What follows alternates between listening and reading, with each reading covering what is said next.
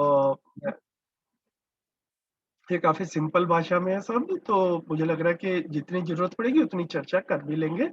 काफी कुछ पढ़ने से भी क्लियर हो जाएगा। तो कौन पढ़ेंगे? भैया मैं पढ़ लेती हूँ।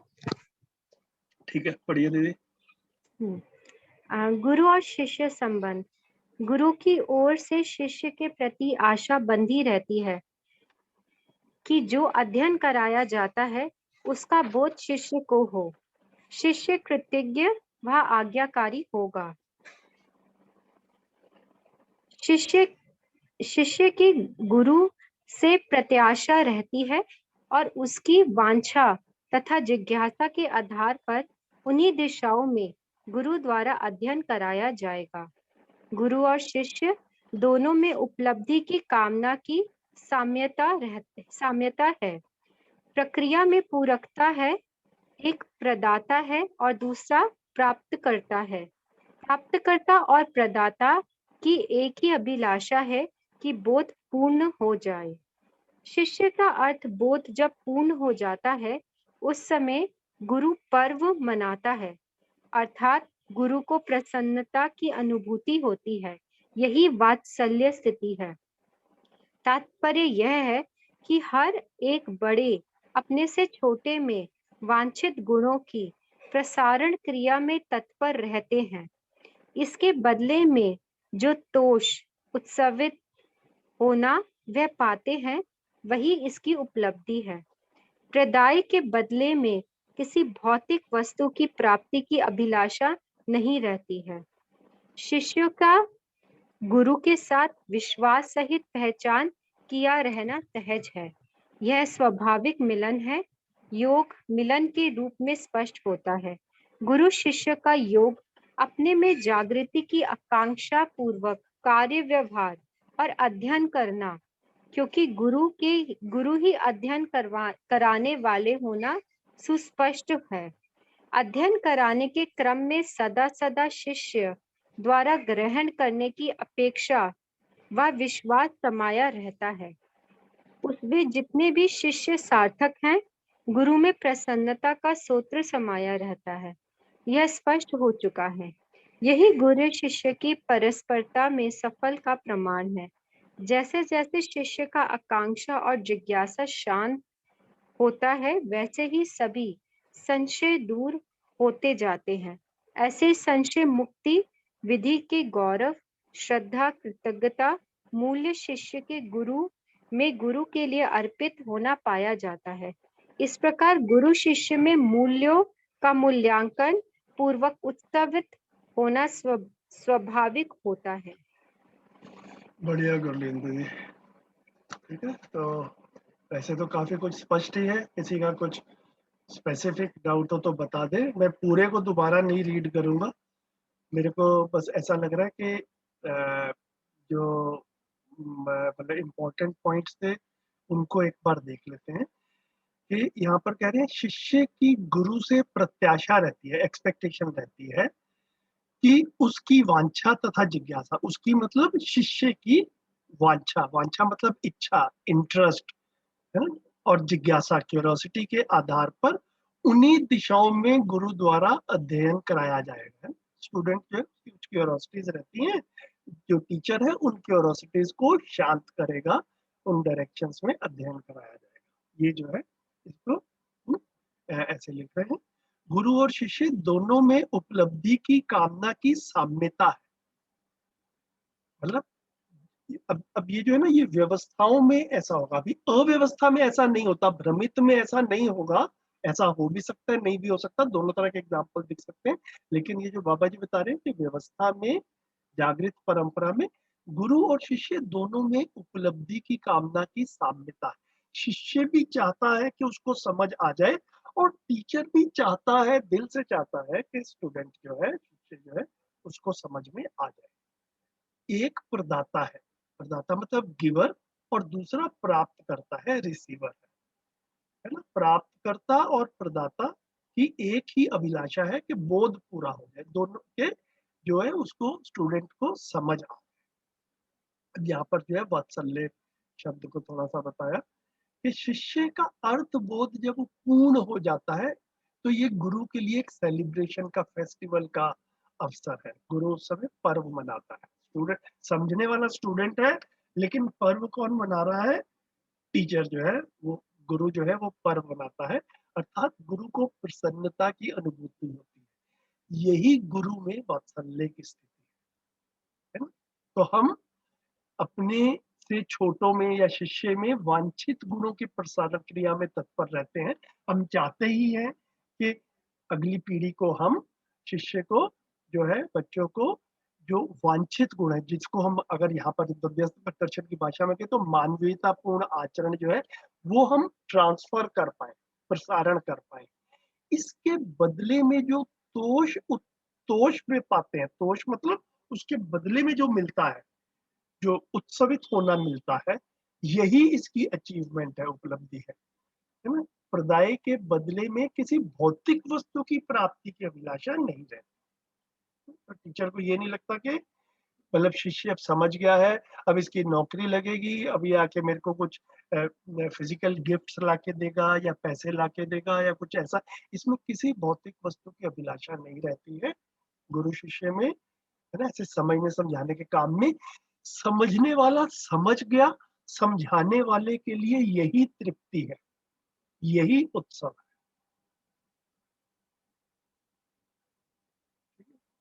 तो यहाँ पर जो है फिर लास्ट में शिष्य का गुरु के साथ विश्वास सहित पहचान किया रहना जो है वो सहज है। तो विश्वास मूल्य जो है वो हर संबंध में रहता ही है, यहाँ पर भी रहेगा। और इसके साथ में और कौन-कौन से हैं? गौरव, श्रद्धा और कृतज्ञता मूल्य भी जो है, ये भी शिष्य में गुरु के लिए अर्पित होना पाया जाता है। तो ये तीनों के तीनों मूल्य जो है, गौरव, श्रद्धा और कृतज्ञता, ये अपने से श्रेष्ठ के प्रति जो है ना वो ऐसा वाला जो है वो। तो यहाँ पर जो 9 मूल्य हैं संबंधों में, उन 9 में से मेरे को ऐसा ध्यान नहीं आ रहा कहीं पे पूरे दर्शन में स्पष्ट रूप से लिखा हो, लेकिन मोटा-मोटा सा कुछ साथी इस तरह से ध्यान दिलाते हैं कि 3 मूल्य रहते हैं जो अपने से श्रेष्ठ के प्रति रहते हैं। 3 ऐसे रहते हैं जो अपने से अभी कम समझे हुए हैं, उनके प्रति रहते हैं। और 3 ऐसे हैं जो बराबरी के मूल्य हैं। ठीक है? तो ये वाले 3 जो मूल्य हैं, गौरव, श्रद्धा और कृतज्ञता, ये अपने से श्रेष्ठ के प्रति, है ना? और अगर मैं अभी आप बात छेड़ी है तो करके देखें, जैसे वात्सल्य मूल्य, है ना? तो वात्सल्य जैसे ये क्या है, जो अपने से कम समझे हुए हैं उनके प्रति, है ना? इसी तरह से ममता वाला जो है, वो भी कहीं न कहीं पे कुछ अपने में शरीर को सँभालने की भी योग्यता नहीं है, टेम्परेरी या परमानेंट जो भी है, तो वो भी जो केयर गिवर है, वो ज़्यादा योग्य है, है ना? मरीज से।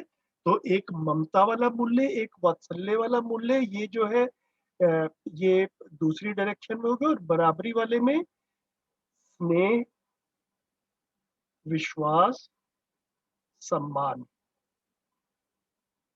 और प्रेम, ये 4 मूल्य रह गए। ये इस तरह से देख सकते हैं, मतलब तो ये वाले 3 जो हैं, ये अपने से श्रेष्ठ के प्रति हैं। अभी हम इस चीज़ के ऊपर फ़ोकस कर रहे हैं, ठीक है?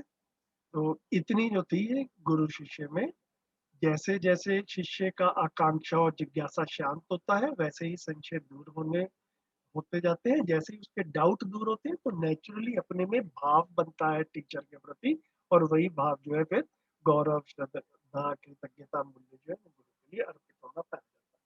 तो ये जो है गुरु शिष्य संबंध के बारे में लिखा गया। मुझे लगा कि अपनी तरफ से मैं इतनी बात रख देता हूँ, बाकी कुछ आपको लग रहा हो ऐड करना है तो बताएं।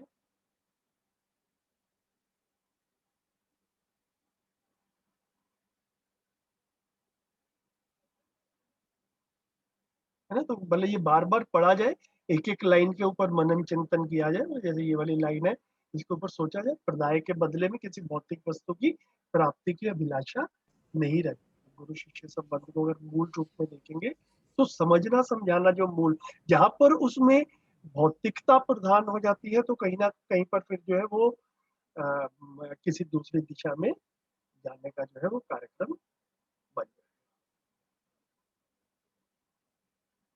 है। ठीक है, प्रश्न नहीं आ रहे हैं तो आगे बढ़े।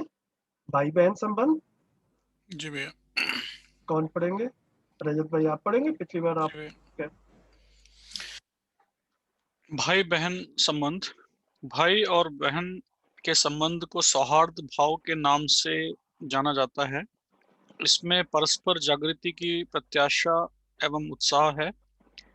एक की जागृति दूसरे पक्ष के जागृति को अपलावित कर देता है। जैसे यदि कोई बहन बहन किसी किन्हीं विशेष सद्गुणों से संपन्न है तो उसके कारण बहन स्वयं में जितना अपलावित है उतना ही अथवा उससे अधिक अपलावन भाई में पाया जाता है। इसी प्रकार भाई का भाई के साथ अथवा बहन का बहन के साथ पाया जाता है। भाई बहन की पहचान एक निश्चित आयु में हो पाती है।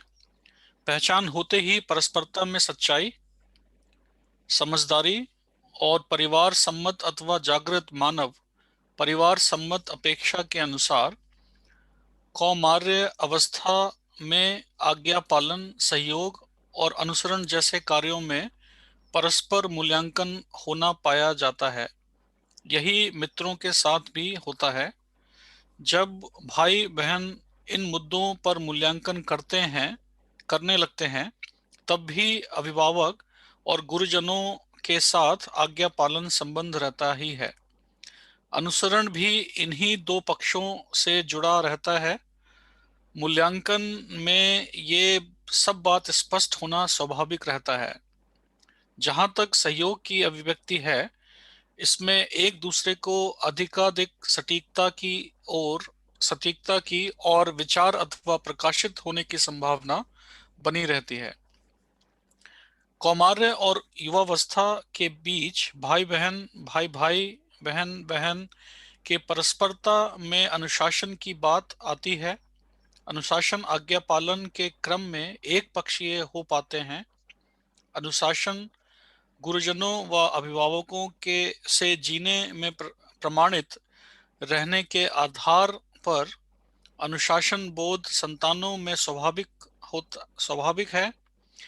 इन्हीं तथ्य के आधार पर हर मानव संतान अनुशासन को अपने विचारों से जोड़ना शुरू करता है। उसी के साथ आवश्यक, अनावश्यक तथा उपयोगी, अनुपयोगी विधा में भी वैचारिक प्रयुक्तियां होना स्वाभाविक रहता है। इस प्रकार अनुशासन आवश्यकता, उपयोगिता के आधार पर स्वीकृत होना शुरू होता है। शनय शनय हर मानव संतान क्रम में अनुशासन के में दक्ष होना पाया जाता है।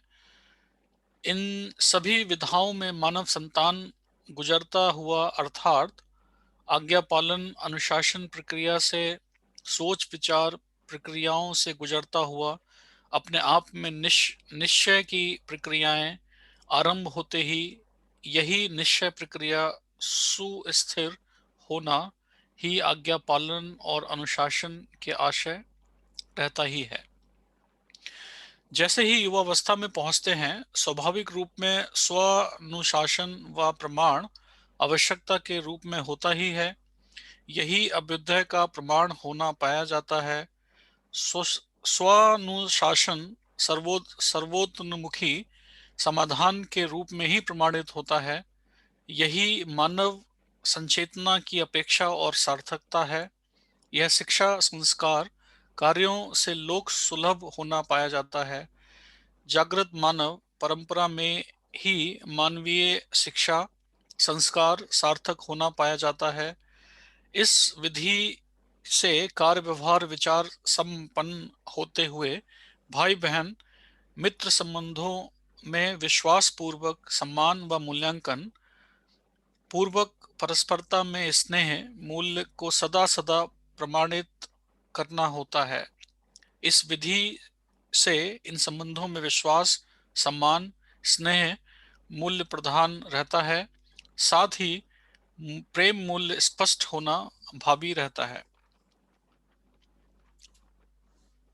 बढ़िया हो गया भैया, थैंक यू। ठीक है, ये इतना ही है। आगे फिर अगला संबंध शुरू हो जाता है, साथी सहयोगी। तो बेसिकली ये जो भाई-बहन संबंध है, इसको एक जगह पे जैसे भाई-बहन मित्र संबंध भी लिखा, यहाँ पर आते हैं और शायद बीच में भी कहीं लिखा। तो अगर मोटा-मोटा सा देखा जाए तो भाई-बहन संबंध जो है ये पारिवारिक संबंध के रूप में देख सकते हैं, है ना? मम्मी-पापा एक हैं, तो जो बच्चे हैं उनको भाई-बहन के रूप में पहचाना जाएगा। और फिर जो मित्र हैं, वो भी मोस्टली जो है वो सेम एज ग्रुप के रहते हैं। एक्सेप्ट डिफरेंस क्या है कि सबके घर अलग-अलग होते हैं। मित्र के मम्मी-पापा अपने हैं और मेरे मम्मी-पापा अपने हैं। तो काफ़ी बार जो है वो मूल्यों के रूप में काफ़ी कुछ एकरूपता सी पाई जाती है इसमें, लेकिन वैसे संबंध के रूप में इनको अलग-अलग देखा गया है। तो एक ही परिवार में बच्चा जब पैदा होता है, तो उसके बाद में बड़े होते तक 3 बेसिक चीज़ें जो है ना वो आती हैं, जो यहाँ पर ये शब्द मेरे को इम्पोर्टेंट लगे, पहले इन्हीं की बात कर लेते हैं। एक है आज्ञा पालन, दूसरा है अनुशासन और फिर तीसरा है स्व-अनुशासन, ठीक है? तो अगर हम लाइफ स्टेजेस के हिसाब से देखें, तो मैं इसको मतलब ऐसा देखता हूँ, अगर हम इसको दोबारा से ऊपर से देखेंगे, तो थोड़ा-थोड़ा हमारे को क्लियर हो भी जाएगा ये, कि शुरू में बच्चा जब बिल्कुल छोटा रहता है, तो एक आज्ञा पालन वाली स्टेज में जो है वो मतलब वो बच्चा भी अपने आप को मानता है और घर के बड़े जो हैं मम्मी-पापा वगैरह, वो भी इस तरह से मानते हैं, भई इसको भी पता भी नहीं है कि अपने शरीर का भी कैसा ध्यान रखना है ना? तो कहाँ जाना है, कहाँ नहीं जाना है, क्या खाना है, क्या नहीं खाना है ना? ये सारी की सारी चीज़ें जो है वो आज्ञा पालन के रूप में चलो रात का टाइम हो गया, अभी सो जाओ, सुबह हो गई, उठो, उठ के ब्रश करो। ये सारा का सारा जो है हम एक आज्ञा पालन के रूप में शुरू में जो है उस तरह से बच्चे को नज़ अलोंग करते हैं कि भैया ये जो है अभी ऐसे तुम समझोगे। फिर उसके बाद में एक स्टेज आती है अनुशासन। अनुशासन या जिसको हम डिसिप्लिन कह रहे हैं, ये थोड़ा-सा बड़े दायरे में, अब ये व्यवस्था के अर्थ में शुरू हो जाता है ना? आज्ञा पालन जो है बिल्कुल इंडिविजुअल लेवल पे हो रहा था। अभी अनुशासन क्या है? भैया बच्चा स्कूल जा रहा है, अभी स्कूल 8 बजे शुरू होता है ना? और स्कूल की एक व्यवस्थाएँ हैं, है ना? स्कूल में एक टाइम टेबल भी है। तो बच्चे को 8 बजे स्कूल जाना है, ताकि स्कूल की व्यवस्था भी चलती रहे। तो बच्चे को बड़ी व्यवस्थाओं की तरफ ध्यान जाना है, और भी लोग इन्वॉल्व्ड हैं, उसमें मुझे सही-गलत कैसे है उसको हम अनुशासन के रूप में देखते हैं, ठीक है? तो शुरू-शुरू में वो अनुशासन जो है, वो आज्ञा पालन के साथ में चलता है। बच्चे को शायद शुरू में अपने आप में नहीं क्लियर होता, तो हमें कहना पड़ता है कि नहीं भैया जाना है, स्कूल 8 बजे खुल रहा है। धीरे से वो अनुशासन समझता है। और फिर एक चीज़ आती है जब बच्चा बड़ा होता है, जिसको हम यहाँ पर युवावस्था कह रहे हैं। जैसे ही युवावस्था में पहुँचते हैं, अब जागृति का प्रमाण, अब जागृत परंपरा में क्या होगा, अब जो ये बच्चा था, ये स्व-अनुशासन का प्रमाण देना शुरू, ठीक है? इसकी ज़िंदगी भर जो है ये आज्ञा पालन नहीं करेगा, या हम उसको अनुशासित करते रहेंगे, इसका मतलब ये है कि अभी शिक्षा ठीक तरह से हुई नहीं, ठीक है? तो ये जो यहाँ पर कुछ शब्द आए थे, कि आवश्यक, अनावश्यक क्या होता है, उपयोगी, अनुपयोगी क्या होता है, सही, गलत क्या होता है, इन सब चीज़ों को देखते हुए, समझते हुए, फिर बच्चा एक स्टेज पर आता है, वो फिर जो है वो स्व-अनुशासन का प्रमाण करता है। तो ये जो है 3 स्टेजेस जो है वो आज्ञा पालन, उसके बाद में अनुशासन और उसके बाद में स्व-अनुशासन। अब इसमें जो है भाई-बहन संबंध में जो कर रहे हैं उसकी बात, उसमें बात इसलिए कर रहे हैं कि भाई-बहन साथ-साथ ही मोस्टली कुछ साल का फ़र्क रहता है। मित्र संबंधों में भी यही कुछ साल का ही जैसे फ़र्क रहता है, मोस्टली सेम एज ब्रैकेट में ही रहते हैं। तो ये साथ-साथ बड़े होते हुए काफ़ी, जितनी हम सहयोग की बात कर रहे थे, वो सहयोग की बात इनमें बड़े अच्छे से हो पाती है ना? तो वो जो है वो सहयोग में एक-दूसरे के साथ में करते-करते, जब भाई-बहन इन मुद्दों का मूल्यांकन करते रहे, तब अभिभावक गुरुजनों के साथ आज्ञा पालन संबंध रहता है, अनुसरण भी। ठीक है, तो अब इसको एक बार हम हल्का-सा दोबारा से देख लेते हैं। तो ये पहले पैराग्राफ में तो ये कह रहे हैं कि जागृत परंपरा में जो भाई-बहन है, वो एक दूसरे के साथ में सही भाव के साथ में जीते हुए जो रहता है, तो एक दूसरे के साथ में जो है एक की उपलब्धि से या एक के सद्गुण से दूसरा वो जितना खुद खुश होता है उतना ही भाई या बहन भी खुश होता है ना। तो पूरी तरह से ईर्ष्या या द्वेष का अभाव है, एक दूसरे के साथ में एक दूसरे की उपलब्धियों से खुशी होने वाला पार्ट जो है वो दिखता है।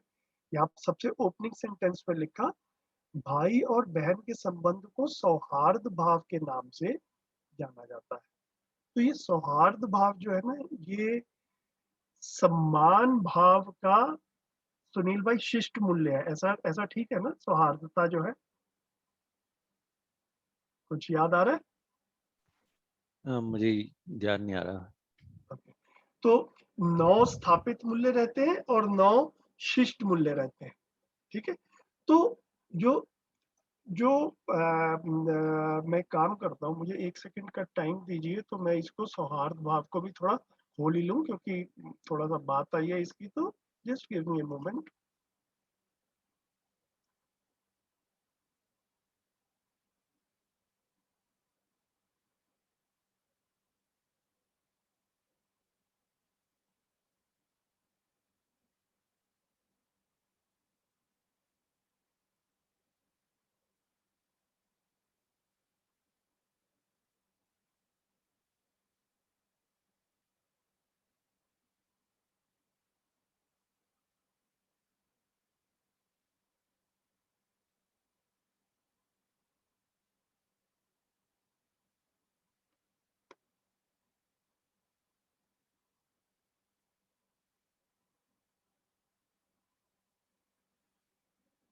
ठीक है, तो अभी मैंने फॉर द टाइम बीइंग ये मानव संचेतनावादी मनोविज्ञान खोल लिया है, और इसमें जो है ना ये सारे मूल्यों के ऊपर कुछ कुछ पेजेस के ऊपर बाबा जी ने लिखा है। तो एक बार लेट मी जस्ट सी।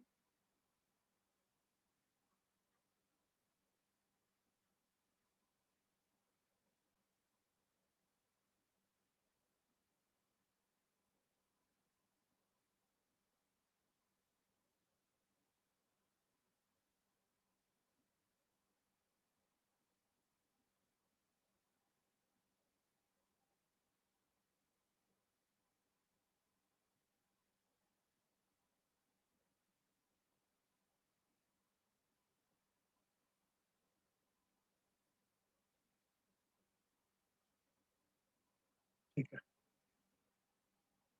तो ये जो है यहाँ पर सम्मान, तो सम्मान जो है शिष्ट मूल्य है, और सौहार्दता जो है वो उसका सम्मान जो है स्थापित मूल्य है, और सौहार्दता जो है वो इसका शिष्ट मूल्य है।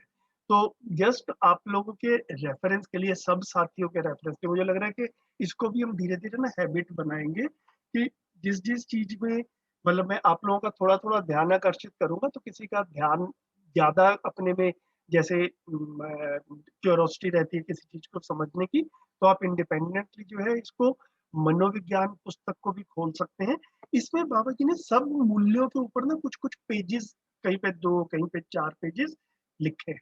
जैसे ये ममता उदारता है, ये पहले लिखा पॉइंट नंबर 3 पे, फिर कुछ पॉइंट नंबर 4 पे भी लिखा होगा, फिर ये पॉइंट नंबर 5 पे जो है ये सम्मान और सौहार्दता आ गया। तो इनकी परिभाषा भी, और साथ में इनका जो है वो उसके बारे में डिस्क्रिप्शन जो है अगले पेजेस पे लिखा है। तो सम्मान की परिभाषा क्या लिखी? व्यक्तित्व प्रतिभा की स्वीकृति और उसका संतुलन सहज प्रकाशन, व्यक्तित्व और प्रतिभा की श्रेष्ठता की स्वीकृति और निरंतरता, है ना। तो व्यक्तित्व और प्रतिभा, प्रतिभा मतलब जो मैं समझा हुआ हूँ, और व्यक्तित्व जैसा मैं जीता हूँ।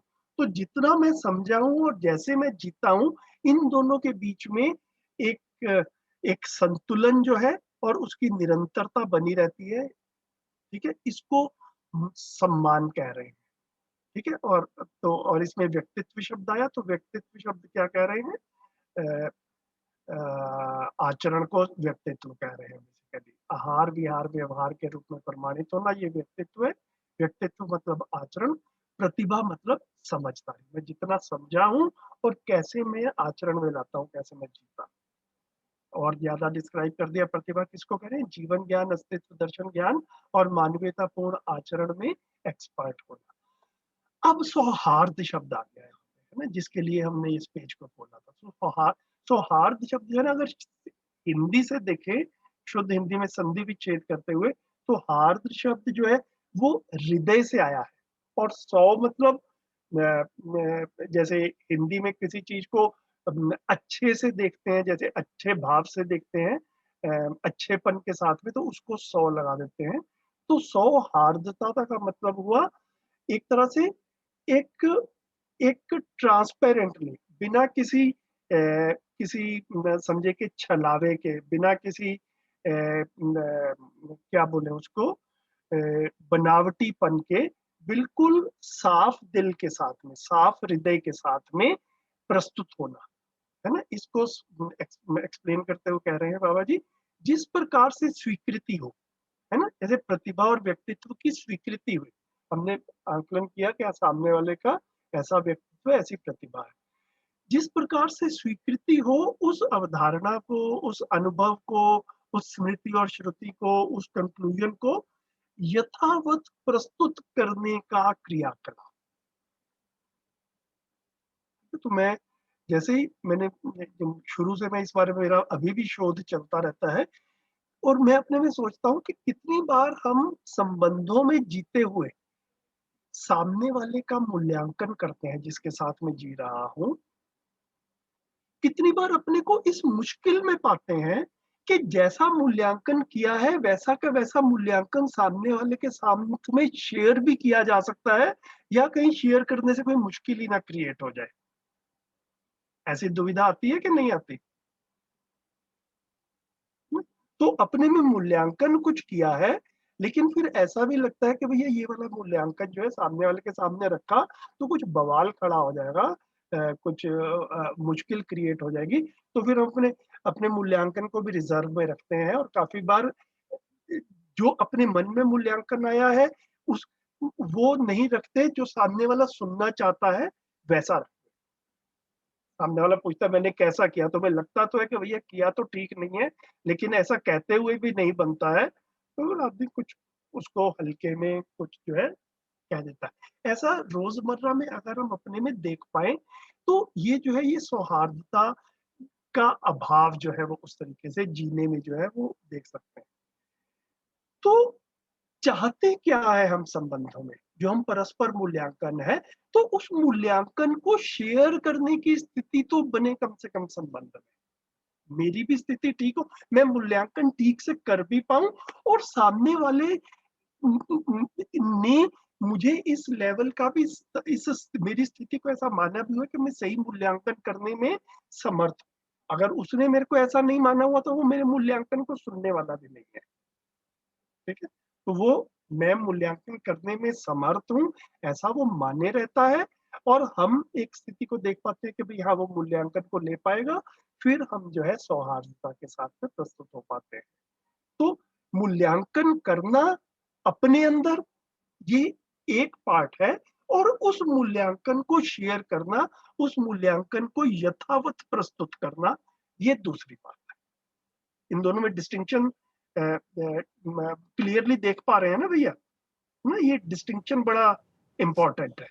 एक है अपने अंदर मूल्यांकन कर पाना, और दूसरा है उस मूल्यांकन को शेयर कर पाना, प्रस्तुत करना। तो भैया ट्रांसपेरेंसी जैसे हम कहते हैं वो भी ऐसा हाँ, बिल्कुल ऐसा कह सकते हैं, बिल्कुल ठीक है।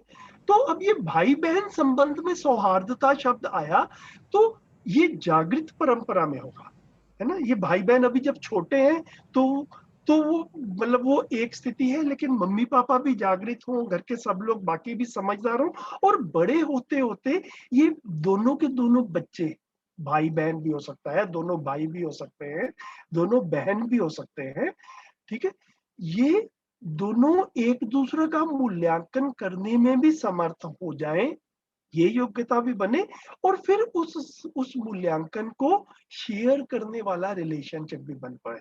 उसको जो यथावत प्रस्तुत करने वाले पार्ट को है सौहार्दता कह रहे हैं।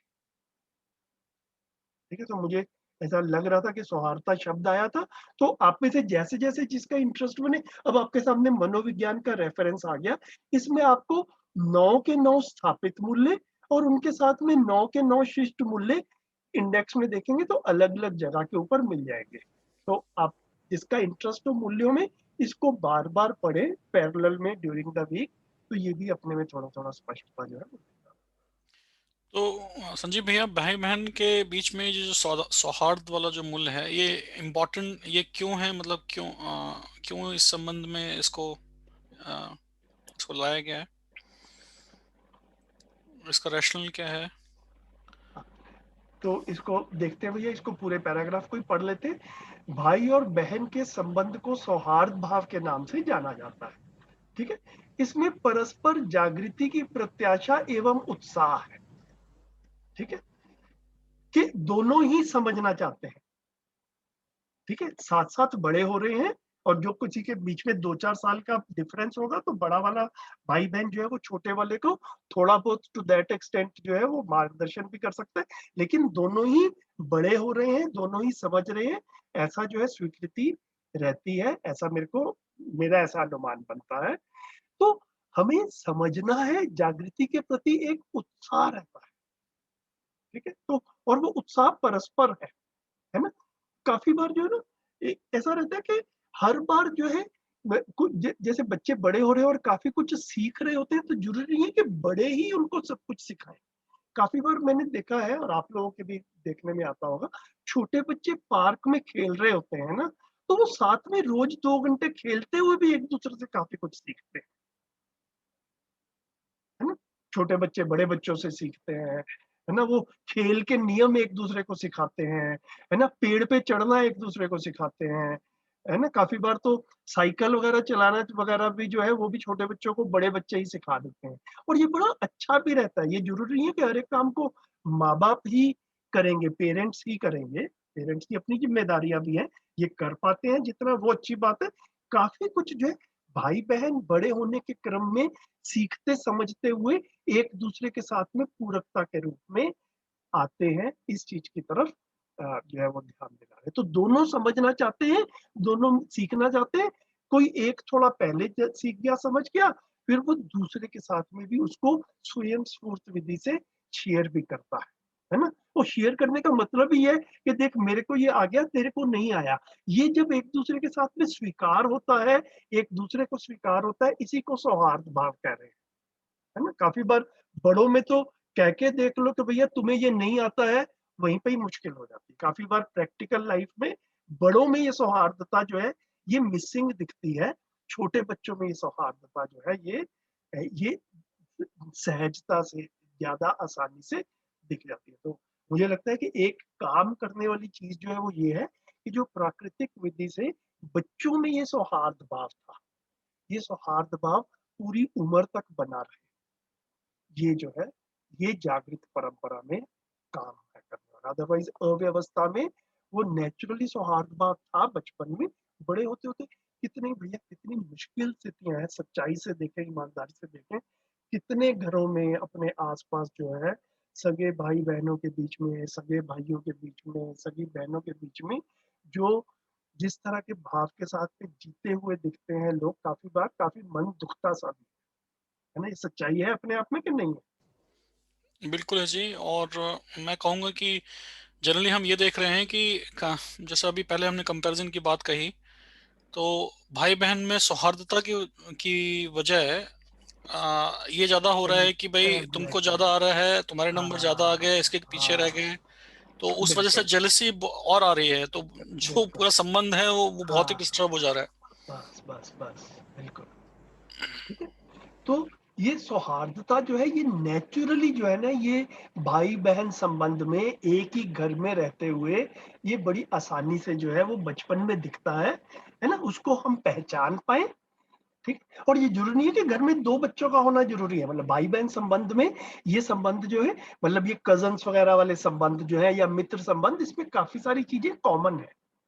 तो अगर हमारा कोई बहुत अच्छा फ्रेंड है, हमारे नेबरहुड में ही है और हमारा बच्चा उसके बच्चों के साथ में उठता बैठता है और काफी समय साथ में स्पेंड करते हैं, तो उसको भी हम भाई भाई वाले संबंध में या बहन बहन वाले संबंध में ले सकते हैं।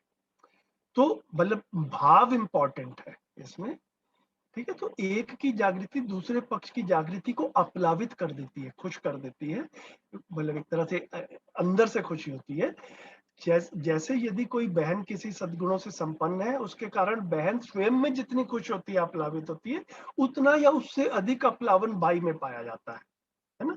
तो दूसरे की खुशी को देखकर मैं भी खुश हो, इसको जो है वो एक बिल्कुल जो है वो मतलब संबंध के रूप में भाई बहन में इस प्रकार भाई का भाई के साथ अथवा बहन के बहन के साथ भी पाया जाता है। तो दूसरा मेरे जैसा है, सम्मान में ना एक ये वाला एलिमेंट रहता है, हम दोनों एक समान है ना? तो सम्मान के दो एलिमेंट है, एक है कुछ श्रेष्ठता है, उसका सही मूल्यांकन किया, उसको सम्मान बोला, और दूसरा सम्मान है कि भैया दोनों एक जैसे हैं ना? तो वो जो एक जैसे हैं, ये वाली स्वीकृति जो है, इसको सौहार्द है ना। तो दोनों ही समझना चाहते हैं, बड़े होने के क्रम में समझेंगे। इतना जो है इसमें फर्स्ट के पैराग्राफ में है। ठीक हो गया रजत भाई, जितना आपका सवाल था? जी भैया। भाई बहन की पहचान एक निश्चित आयु में हो पाती है। पहचान होने के होते ही परस्परता में सच्चाई, समझदारी, परिवार सम्मत जागृत पाना, परिवार सम्मत अपेक्षा के अनुसार कौमार्य अवस्था में, कौमार्य अवस्था मतलब एडोलेसेंस में, अर्ली टीनेज में आज्ञा पालन, सहयोग और अनुसरण जैसे कार्यों में परस्पर मूल्यांकन होना पाया जाता है। यही मित्रों के साथ भी होता है ना। तो ये दूसरी बार आया है भाई बहन के साथ में मित्र शब्द भी। जब भाई बहन इन मुद्दों का मूल्यांकन करने लगते हैं, तब भी अभिभावक और गुरुजनों के साथ आज्ञा पालन संबंध रहता ही है। तो आज्ञा पालन तो करते ही रहते हैं, लेकिन इन मुद्दों पर मूल्यांकन भी करते हैं। मतलब जैसे मम्मी पापा ने कोई काम दे दिया कि ये करो, तो भाई बहन लग के वो कर रहे हैं, लेकिन एक ना आपस में एक वो भी चलता रहता है, यार ये पता नहीं ये करने के लायक है, पता नहीं यार ये ऐसा मम्मी बार बार क्यों कहती रहती है करने के लिए, है ना, पता नहीं ये क्या है। तो एक उनका एक्सप्लोरेशन वाला काम भी चलता रहता है बच्चों का बड़े होने के प्रोसेस में। इस तरफ जो है वो मेरा ध्यान जाता है। तो वो बच्चे कौन है? भाई बहन ही है जो साथ साथ बड़े हो रहे हैं।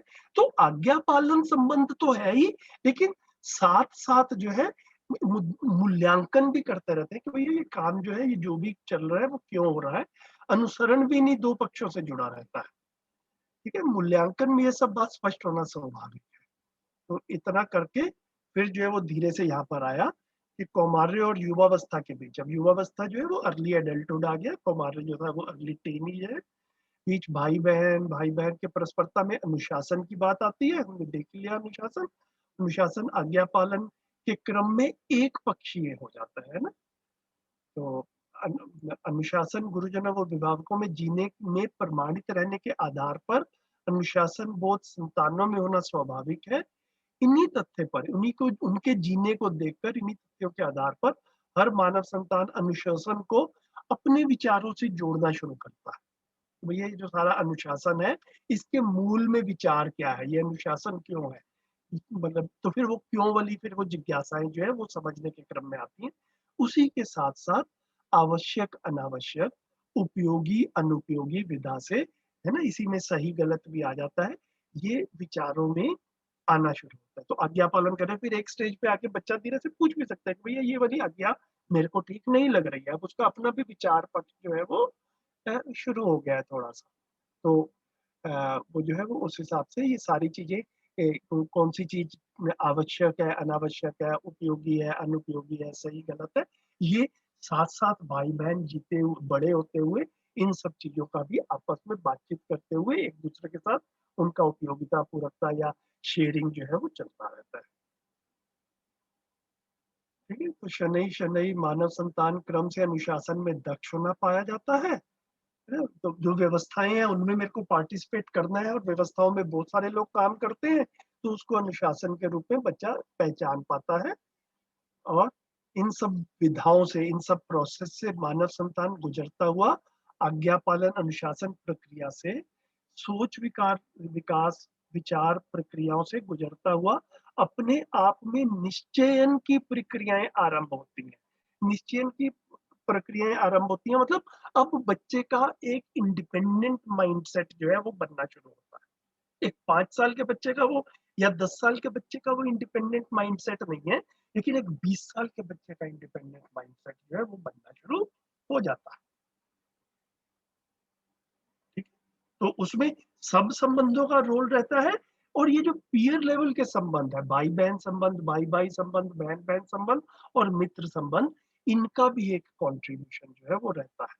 तो इससे जो है वो बच्चे की मानसिकता में सही गलत और मतलब क्या करने योग्य है, क्या करने योग्य चीजें नहीं है, इसको हम सब ने अपने बड़े होने के प्रोसेस में भी अगर हम इफ वी लुक बैक हम अपने में भी देख पाते हैं, ये हमारे साथ भी हुआ था। और हम में से जिनके बच्चे अब ये इस एज से गुजर गए हैं या गुजरने वाले हैं या आने वाले हैं, हम उसको भी अपने में इस चीज को देख सकते हैं कि हाँ ये एक प्रोसेस होता है। ये सब जीवन में होने वाली घटनाएं हैं, है ना। शरीर तो अपने लेवल से बड़ा हो ही रहा है, लेकिन ये जो निश्चयन वाली चीजें हैं, ये सही गलत, उपयोगी अनुपयोगी, आवश्यक अनावश्यक, ये सब जीवन में घटने वाली घटनाएं हैं।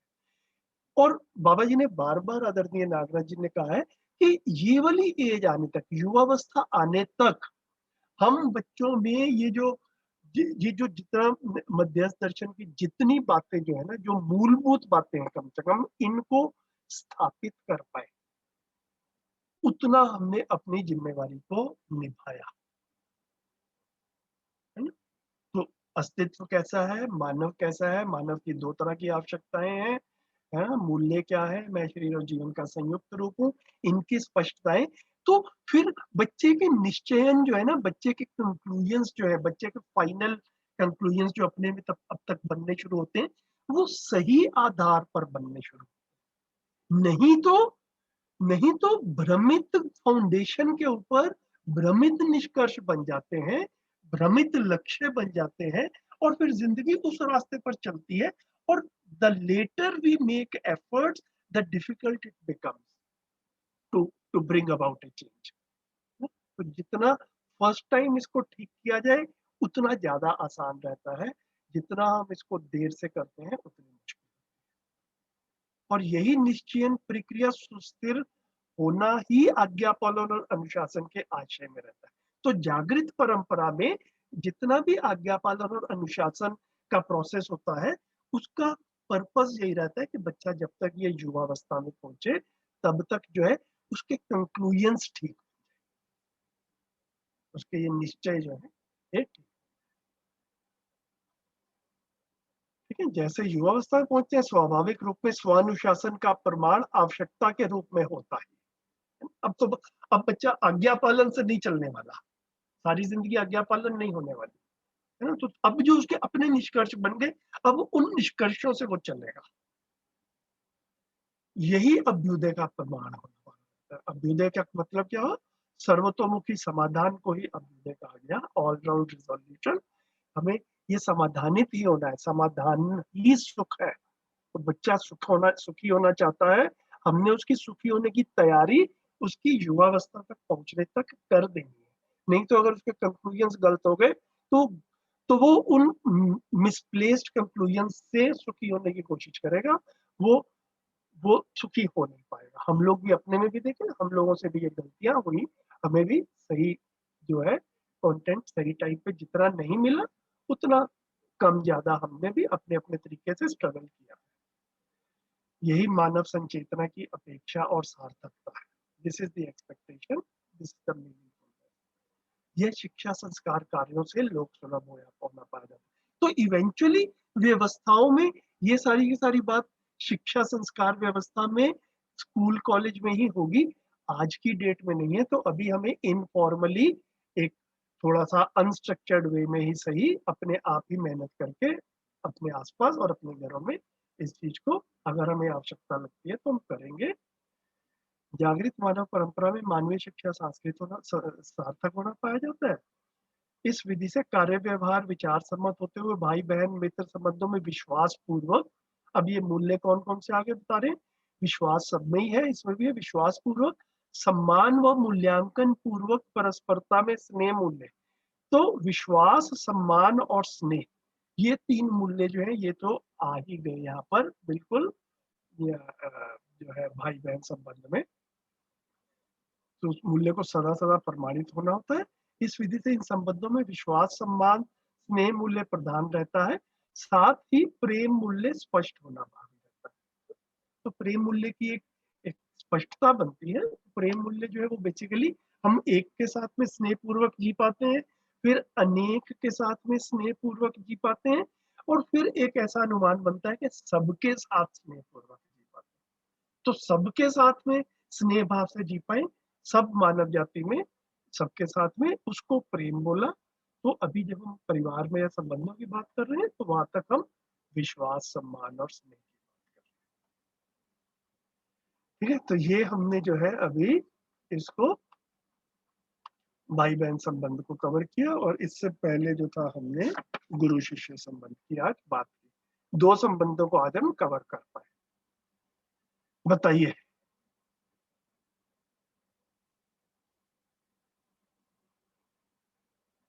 शालिनी दीदी आप भी आ गए, आप कब ज्वाइन किए?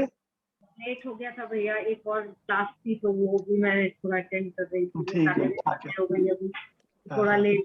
कोई बात नहीं। बताइए, सब बताइए कैसा रहा? बहुत सुंदर है, बहुत ही सुंदर है। हर भाई बहन संबंध ऐसा हो जाए तो कहाँ दिक्कत आएगी, बताइए।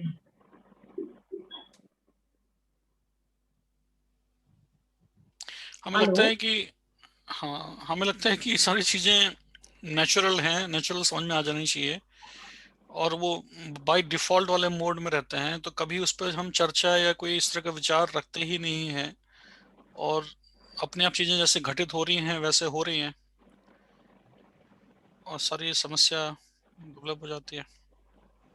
भैया ये ना कितनी बड़ी आसान सी भाषा में मुझे लग रहा है कि ये मतलब मैं जितना सोचता हूँ ना कि जितनी आसानी से आदरणीय नागराज जी ने कुछ चीजें हमारे सामने रख दी, जो कि मतलब मैं अपने में तो क्लियरली देख पाता हूँ। मेरा मध्य दर्शन से परिचय 50 साल की उम्र में हुआ था, तो और मैं 50 साल की उम्र तक जैसा जो हमारा समाज है अपने आसपास, उसमें मैं एक काफी सफल व्यक्ति के रूप में रहा। मैं अपने आप को भी ऐसा माना, लोगों ने भी माना, और मतलब ठीक ठाक से रहा। लेकिन कई ऐसी बुनियादी चीजों की तरफ भैया ध्यान ही नहीं गया जितनी आसानी से और स्पष्टता से आदरणीय नागराज जी हमारे सामने रख दिए कि मानव की 2 तरह की आवश्यकताएं हैं। एक है भौतिक आवश्यकताएं, जिसको हम शरीर की आवश्यकताएं कह सकते हैं, है ना, जिसको फिर बाबा जी ने और इलेबोरेट किया। 6 आकांक्षाएं, सामान्य आकांक्षाएं, रोटी कपड़ा मकान, मतलब आहार आवास अलंकार, और फिर महत्वाकांक्षा, है ना, गाड़ी टेलीफोन, ये इस तरह की, ये भौतिक आवश्यकताएं। और फिर साथ में बोला कि एक दूसरी तरह की आवश्यकताएं हैं जिनको अभौतिक आवश्यकताएं कह रहे हैं, उसको कह रहे हैं भाव की आवश्यकता और समझ की आवश्यकता। तो हमारी पूरी की पूरी शिक्षा में भैया मेरे को ऐसा लगा कि आधे मिनट में ये बात हो सकती है, समीक्षा हो सकती है कि कमी क्या रह गई। हमारी पूरी शिक्षा भौतिक आवश्यकताएं पूरी करने की तैयारी में निकल गई, है ना।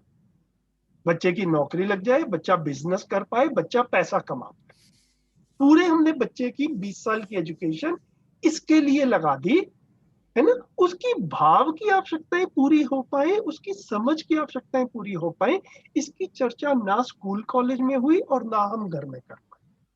कितनी आसानी से आधे मिनट में भैया पूरी समीक्षा हो गई कि हो क्या रहा है, गलती क्या हो रही है, और फिर सिर्फ समीक्षा करके छोड़ नहीं दिया बाबा जी ने, फिर इसका हल भी बताया, है ना। तो अब करना क्या पड़ेगा भाई? करना अस्तित्व में भाव की आवश्यकताएं और समझ की आवश्यकताएं पूरी किए बिना मानव को तृप्ति नहीं है। ठीक है, तो भाव की आवश्यकताएं भी पूरी करनी है और समझ की आवश्यकताएं भी। इस सब को समाधान का, है ना। अब इस सब में भौतिक आवश्यकताएं छोड़ नहीं देनी है, भौतिक आवश्यकताओं की भी पूर्ति करनी है, लेकिन राइट नाउ भौतिक आवश्यकताओं को हमने ज्यादा वेटेज दे रखा है, 100% वेटेज उसी को दे रखा है। तो उसको पहचाना जाए, उसको पूरा किया जाए, उसको समृद्धि कह रहे हैं। भाव और समझ की आवश्यकता को पूरा कर लिया जाए, इसको समाधान कह रहे हैं। हर परिवार समाधान समृद्धि पूर्वक जी पाए, ऐसा हम सब चाहते हैं, ऐसा हर मानव परिवार चाहता है। तो आपने जो रजत भाई ने बात रखी अभी कि भैया ये रह गया, बस ये यही रह गया, बड़े आसानी से इसको हम अब पहचान सकते हैं, पहले नहीं पहचान में आता। जी भैया।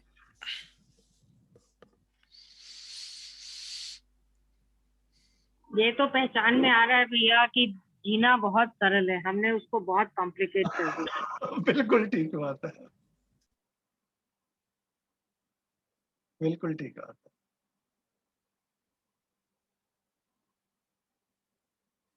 कैसा चल रहा है शैलेंद्र भाई?